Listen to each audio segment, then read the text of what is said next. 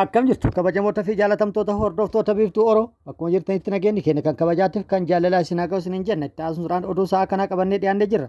Hangadhuma sagantaa kanaatti nu hojii turuudhaan itti bohaaraan affeerraa kenna kun biiftuu Oroodha keessani jajjabeeffadhaa laayikii sheer godhuu hin dagatina kallattii mangara mata duree oduu amma qabadhetti yeroo dabru oduun jalqaba. Daandiin qilleensa Itoophiyaa balaliiwwan gara baha giddu galeessatti taasisu hedduu haquu beeksisee jira. Dabalata odeeffannoo kanaa qabannee jirra. Oduun itti aanu oduu godinaalee Oromiyaa garaagaraa irraa arganneedha. Isin biraan kenna. Oduun itti aanu oduu oolmaa Oromiyaati. Oduu oolmaa Oromiyaati lolli loltoota mootummaatti waraana bilisummaa Oromoo gidduutti deemaa jiru. Akkuma itti fufetti jira. Lolli deemaa jiru miidhaa guddaa milishoota irratti dhaqqabsiisaa jiraachuu maddeen odeeffannoo garaagaraa ifoomsanii jiru. Waraanni bilisummaa Oromollee beeksisee jira. Viidiyoo gabaabduu kana ibsitu qabannee jirra. Isin biraan kenna. Oduu kanneenii fi kan biroo wajjin isin wajjin kan turu ani Bariisoo Ganamooti guutuun oduu wal duraa duubana akka itti aanu kanatti isiniif dhiyaatu.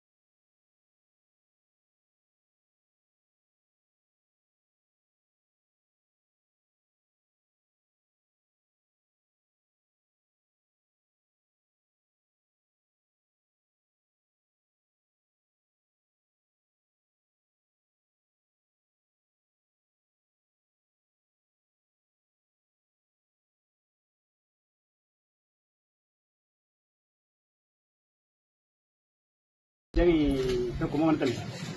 Mana tani sani nu gaafa himatu naqanii bareechu hin jedhan. Warri hojii.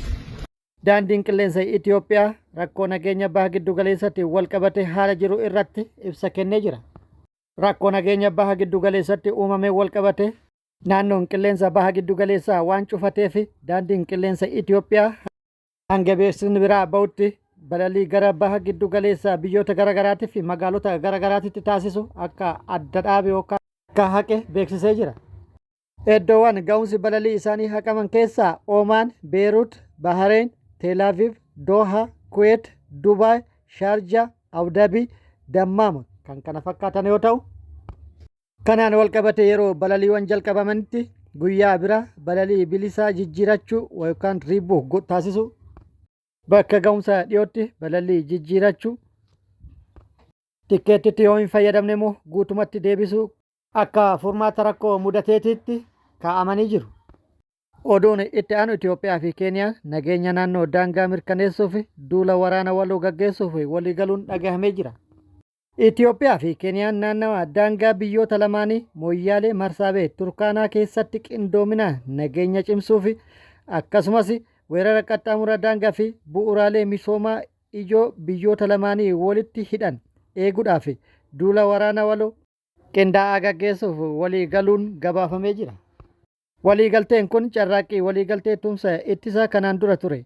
Hojiitti hiikuuf taasifamu keessaa tokko jedhamee jira. Haala kanaan raayyaan ittisa biyyaa Itoophiyaa fi raayyaan ittisa biyyaa Keenyaa naannolee daangaa balaaf saaxilamanii fi qabeenya tarsiimoo ta'an irratti duula waraanaa qindaa'aa sadarkaan ni gaggeessu jedhamee eeggama jedhamee jira. Godina Baha Wallaggaa aanaa guutoo giddaa bulchiinsa magaalaa Ukkee keessatti finxaaleeyyiin Amaaraa faannoo ofiin jettu konkolaataa fe'iisaa kan nama dhuunfaa maqaan isaa obbo Mirreessaa Silashii jedhamu mi'oota inni baatee jiru irraa saamuun konkolaatichatti ibidda qabsiisuun gubanii barbadeessuu jiraattonni ijaan argan himanii jiru. Akka jiraattonni jedhanitti gochi kun aanicha keessatti kan jalqabaa akka hin taane himuun finxaaleeyyiin faannoo ofiin jettu kun deeggarsa murna bilxiginnaatiin daangaa Oromiyaa seenuun uummata Oromoo ajjeesuun cinatti saamicha qabeenyaa akkasumas nama dhuunfaa qabuun achi buutee dhabamsiisuu ammeessanii jiraachuu dubbatu. Jiraattonni dabaluun aanaalee godiinichaa guutummaa keessatti gareen hidhattoota Amaaraa fi bilxiginnaa waliin ta'uun uummata nagaa qe'eerraa buqqisaa jiraachuu fi dargaggoota egeree biyyaa ta'an achi buutee dhabamsiisaa jiraachuu dabaluun addeessaniiru. Murni duguuggaa sanyii saba Oromoo irratti raawwataa jiru Biltsiginnaan bitootessa 2026 godina Arsii Bahaa Aanaa Roobee Diida'aa ganda Sibee Mararoo jedhamu keessatti namoota nagaa 4 fi milishaa tokko bakka tokkotti erga walitti qabanii booda rasaasan ajjeesanii reeffa isaanis bakkeetti gatanii deemuu jiraattonni himan. Namoonni haala kanaan badii tokko malee mana isaanii keessaa fuudhamanii ajjeefaman kunneen maqaan isaanii Obbo Awwal Gannaa Abbaa Ilma tokko, Dargaggoo Umar Jamaal, Dargaggoo Aliyyii Gannaa fi milishaa gandaa kan ta'e Sintaayyoo Hayilee Abbaa Ilmaan afuriiti. Namoonni kunneen yakka dalagan kan hin qabne yoo ta'an Sintaayyoo nama jedhamu kana maqaa hojii milishummaa hojjechuu didde jedhuun kan ajjeesan ta'uu fi namoota kaan immoo maqaa hariiroo waraana bilisummaa Oromoo qabdu jedhuun mana isaanii keessaa guuranii iddoo tokkotti erga walitti qabanii booda rasaasan ajjeesanii deemuu jiraattonni ifoomsaniiru. Kana malees gandicha keessatti namoota hedduu reebuu fi qabeenya saamuu dabalatee namoota ammaaf maqaan isaanii nu hin qaqqabne hedduus ukkaamsanii mana hidhaatti guuruun hiraarsaa kan jiran yoo ta'u namoonni hedduun sodaa nageenya isaaniitiif jecha qe'ee gadhiisanii baqataa jiraachuu jiraattonni itti dabaluun himaniiru. Kufaatii siyaas-dinagdee keessatti danqamee furmaata kan dhabe murni Biltsiginnaa ilmaan Oromoo jumlaan ukkaamsuun gara mooraa leenjii sirnichaatti guuruu ammeessee jira. Haaluma kanaan godina Qellem Wallaggaa Aanaa Galaan ganda 16ffaa jedhamu keessatti gaafa bitootessa 2026 qonnaan bultoota maqaan isaanii Yusuf Umarii fi Osmaan Abduu jedhaman sababa tokko malee mana jireenyaa isaaniitii ukkaamsuun gara mooraa leenjiitti erguun maddeen himaniiru. Akka maddeen himanitti qonnaan bultoonni kunneen irra guddeessii abbaa maatii akka ta'aniiruun yookiileen gara jabeeyyii Biltsiginnaa immoo maqaa waraana taatanii nageenya biyyaa kabachiistu jedhuun fedhii isaanii malee afaan qawween dirqamsiisuun akka ukkaamsan eeraniiru. Akkuma aanichaatti darraan qonnaan bultoota Oromoo irratti lukeelee Biltsiginnaan raawwatamu kan duraa caalaa garmalee hammaachuu himuun qaama itti iyyannus dhabnee rakkoo ulfaataa keessa jirra jechuun jiraattonni gandichaa dubbataniiru. Murni maqaa Oromoo dhahatee aangoorra jiru Biltsiginnaan umurii aangoo isaa kufaatiitti dhiyaachuu baruun ilmaan Oromoo humnaan cafaqee afaan qawween dirqamsiisuun teessoo isaa tikfachuuf gochaa seeraa fi seenaan hin dagannee ilmaan Oromoo humnaan qabee dirree waraanaatti erguun ficciisaa jiraachuun ni beekama. Wiixata bitootessa 2026 godina Bahaa Wallaggaa aanaa Kiiramuu ganda Waastii keessatti mariin haala yeroo irratti humna ittisa uummataa waliin waboon qophaa'e geggeeffamuun gabaafameera. Mariin kun qondaaltota wabootiin tolfamuu gabaasni zoonicharraa argame ni mul'isa. Marii kana irratti dhimmoonni nageenyaa fi haala yeroo irratti xiyyeeffatu ka'eera. Hirmaattonni rakkoo nageenyaa daangaa irratti mudachaa jiru kaasuun gareewwan hidhatan murna faashistii PP jalatti socho'uun uummata miidhaa fi buqqa'iinsaaf saaxilaa jiraachuu ibsaniiru. Qabxiin ijoo jalqaba marichaa akka ibsametti dhimma of ittisaa irratti kan xiyyeeffate yoo ta'u, qondaaltonni marii irratti argaman akka jedhanitti uummanni of eeguuf qophii ta'uu qaba jechuun waamicha dhiyeessaniiru. Qabxiin lammaffaa ijaarama bulchiinsa uummataa fi babal'ina aadaa diimokiraasii irratti xiyyeeffate.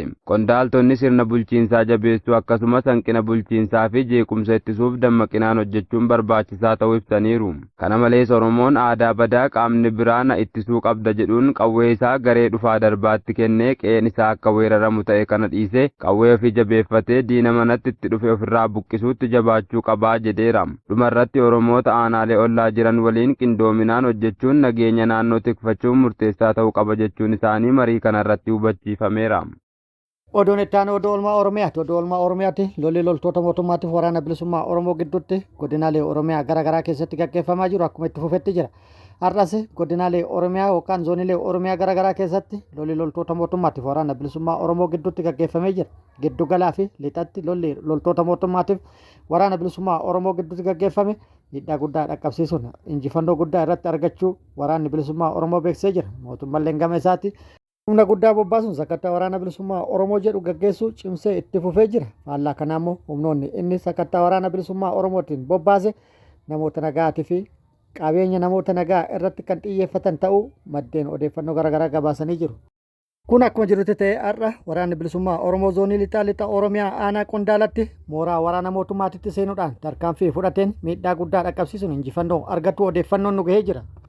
Har'a bitootessa 4/2026 ganamaan yookaan barraaqan aanaa Qondaala ganda gumaa gaara Arbaa iddoo addaa Kaamis jedhamutti haleellaa mooraa waraanaatitti itti marsuudhaan cabsee itti seenuudhaan humnoota mootummaa irratti raawwateen miidhaa guddaa dhaqqabsiisuun meeshaalee hedduu hiikkatuun injifannoo argatu waraanni bilisummaa Oromoo beeksisee jira. Haleellaa mooraatti itti seenuun humnoota mootummaa irratti raawwateen humnoota mootummaa 10 battalumatti addunyaa kanarraa godaansee 8 madeessuun kan hafte immoo mooricha keessaa yaasee baqachiisuun injifannoo irratti argatu odeeffannoon gamasirraa nu geette ibsitee jirti. Moorichas guutumaan guututti hojiin ala taasisuun meeshaalee waraanaa hedduus kan hiikkate ta'uu odeeffannoon nu ga'ee jira. PKM'n tokko AKM'n 10 jororoo PKM abbaa 500 rasaasa BKM'tii fi AKM hedduu raadiyoo qunnamtii boombii hedduu hidhannoo fi akkasumas qophii waraanaa hedduu hiikkatu odeeffannoon nu gahee jira. Kun akkuma jirutti ta'ee gara biraatiin immoo lolatti bana guutuu Oromiyaa keessatti gaggeeffamaa jiruun mootummaan namoota waa'ee lolaa hin beekne fi qawweeyyuu akka dhukaasu miti akka itti qabatan hin beekne lolarratti bobbaasaa jira jechuudhaan waraanni bilisummaa Oromoo beeksisee jira. Haaluma kanaan lola bakkoota garaagaraatti gaggeeffamaa jiru irratti miidhaan guddaan milishoota irratti dhaqqabaa jiraachuu waraanni bilisummaa Oromoo beeksisee jira. Tibbana milishoonni hedduun gatii hin taane kaffaluun miidhaan guddaan irratti dhaqqabee jedhee jira. Hedduun immoo harka kennatan jedhee jira. Kunneen immoo warra carroome jedhee jira. Mee viidiyoo itti aantu sana haa laallu. Maqaan kee? Asaffaa inni? Dhaabaa inni? Ayyee hojiin kee maal? Hojii koo milishaadha. Milishaa keessa egaa milishaa taate argatu. Torbee lama jimaata, torbee sadi jimaata dhufu. Akkamittiin itti dabalama?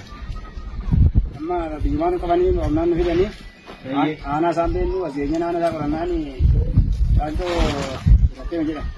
Jimaata godhattee. Achi as dhufnee gaafa guyyaa qidhaamee as geenye sanbata seecha boollee sanbata gaafa jiduree yookaan manatti gallee mana irraa dhugaa nutti banamee meeshaa keenya waan inni kenname. Ayyee yeroo qabamtan akkamittiin jirtu akkamitti qabamtan? Yeroo qabamnu nuyi ganama biroo sa'aatii tokkotti nu bira yaasanii nama 33 nu bira yaasanii nama immoo 21 moo manatti manatti hammisanii nu gaafasanii rafa himatu naqanii gara hin tuufne jedhan. Warri hojjisiisu.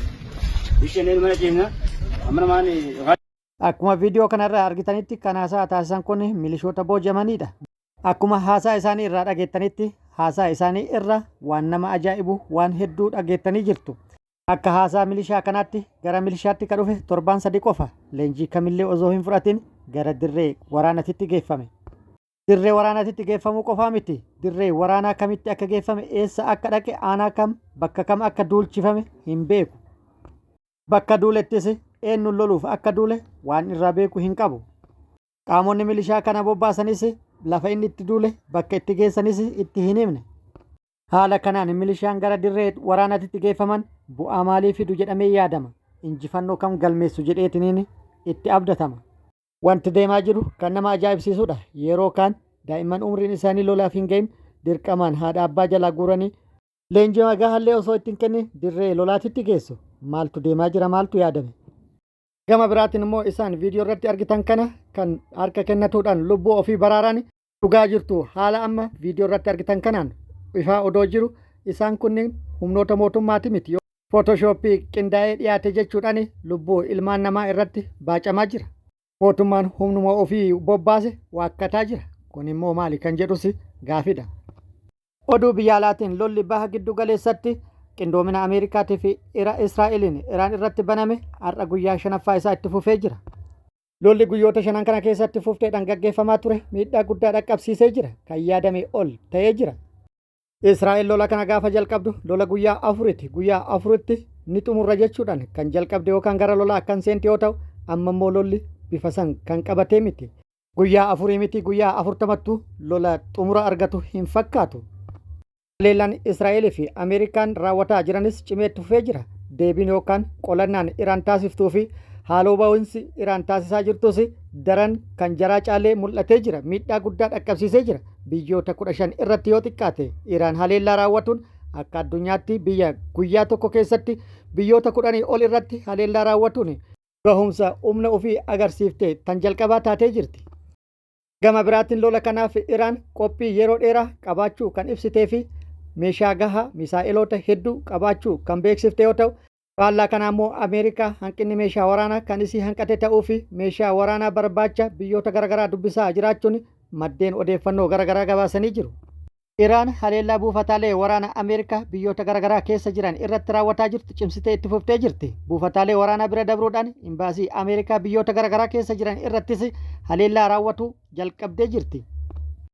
Dhukaasni dhaabbatee gara mariitti akka dhufamu Iraaniin gaafii dhiyaatee fi Iraan gaafii kana kufaa taasiftee jirti. Yeroo marii kana dura ture nu wajjiinillee hin turre jechuudhaan amma isaa waliin ta'uu kan qabu afaan qawweetiin waliin haasa'uudha jechuudhaan waamicha taasifameefis kufaa taasiftee jirti Iraan. Haleellaa Israa'el irratti raawwataa jirtu magaalota Israa'el hedduu hojiin ala taasiftee jirti.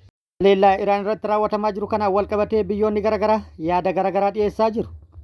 Faransaay gama tokkoon waraanaaf of qopheessaa akkasumas gama tokkoon immoo Chaayinaa wajjin ta'uudhaan hojii jaarsummaa hojjetuudhaaf qophiidha kan jette yoo ta'u, Kooriyaan kaabaa immoo yoo Iraan kan affeertu taate lola irratti hirmaatuu fi meeshaalee waraanaa hedduu isii gargaaruudhaaf qophiidha jettee jirti. Akkasumas Israa'eliif akeekkachiisa cimaa dabarsitee jirti. Israa'eliif misaa'ila takkitti qofa fayyadamuun ni gaha jechuudhaan dubbatee jira.